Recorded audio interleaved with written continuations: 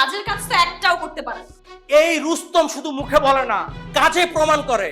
আমি তোর জন্য কি করেছি সেটা তুই 2-1 দিনের ভিতরে টের পাবি। আপনি তো চাপা কিভাবে মারেন? আমার সত্যি কথা বলতে আপনার মতো চাপাবাজ মানে চাপাও জিনিসটা কি আপনাকে না দেখলে বুঝতামই না। থাম, এত উত্তেজিত হোস না, মাথাটা ঠান্ডা রাখ।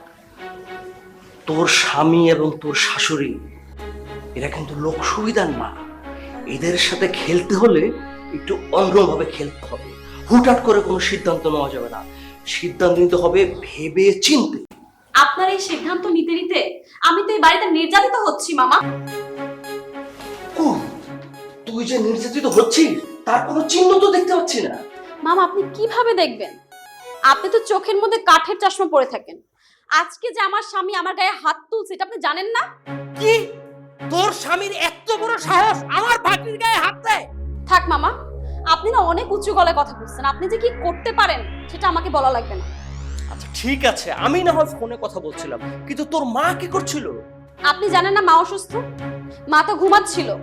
ইস, একটুর জন্য তোর স্বামী আর তোর শাশুড়ি বাইচা গেল। আমি যদি ওইখানে থাকতাম তাহলে আমি দেখায় দিতাম যে আমি রুস্তম কি করতে পারি। আমি যদি একবার হট হয়ে যাই তাহলে আমাকে কুল করা অসম্ভব। থাক মামা, আপনি না অনেক চাপাবাজি করছেন। আপনার কি একটু ক্লান্ত লাগে না? আর চাপাবাজি করা লাগবে না আপনার, প্লিজ। আফসোস, অনেক বড় আফসোস, তুই আর তোর মা আমারে কোনোদিন চিনতে পারলি না। এই আফসোস আমার সারা জীবন থাকবে। আপনার এই আফসোস এখন প্লিজ বাদ দেন মামা। আপনাকে 2 দিনের সময় দিচ্ছি। আপনি যদি কিছু করতে পারেন করেন। বাস 2 দিন অনেক সময়। আগামীকালই ওরা টের পাবে আমি রুস্তম কি করতে পারি আর কি করতে পারি না। সেটা তো খুবই ভালো। তাহলে মামা করে দেখেন। করে তো আমাকে দেখাইতেই হবে। ওরা জানে না আমি কি মা।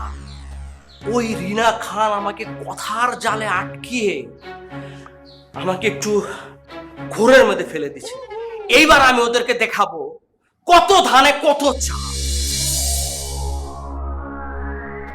রে তোরা কি আনলো কি শুরু করছিস? কি লাব্বা কি হইছে? তোর মা কই যায় কি করে এগুলা খোঁজ খবর ঠিক মতো তুই রাখছ না? মা বাপে হুলাহিনের খোঁজ খবর রাখবো না হুলাহিনী মা বাপের খোঁজ খবর রাখবো কেন? কিছু কিছু বাপ মার খোঁজ খবর হোড়ানে রাখন লাগে বুঝছো তুই? অন কি হইছে হেটা কোন? কি হইছে আবার জিজ্ঞা? এই তোর মা 8-9 মাসে বাসা ভাড়া বাকি রেখেছে কি? না মা তো 8-9 মাসের ভাড়া বাকি রায়নো দিয়ে দিচ্ছে তো। এই তাহলে তোর মা বাড়িওয়ালার কাছে আরো ছোট করছে কি লাই?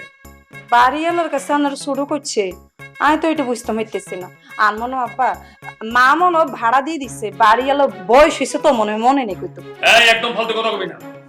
8 মাসে বাসা ভাড়া দেয় না আর বাড়িওয়ালা মনে রাখানো ভুলে গেছে ওই কেন? আর তো তোরা তোর মায়ের আচরণে খুব সুন্দর লাগতেছে।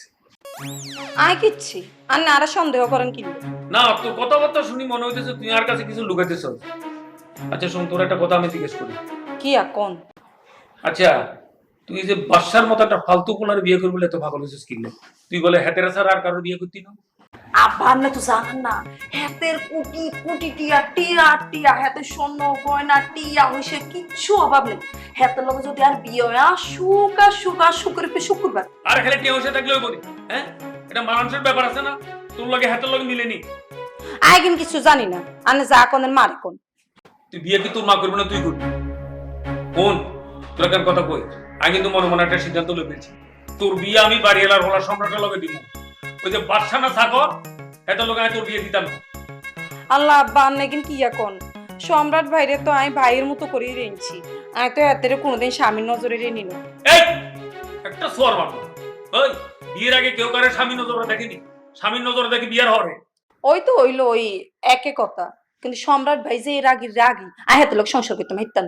মনে একটা কথা কই তোরে, সম্রাট রাগি হইলো একটা ভালো ফলা। আর আমি যেটা ডিসিশন নিছি আমি এটা তোরে বলে রাখলাম, সম্রাটের লগায় তোর বিয়ে দিব।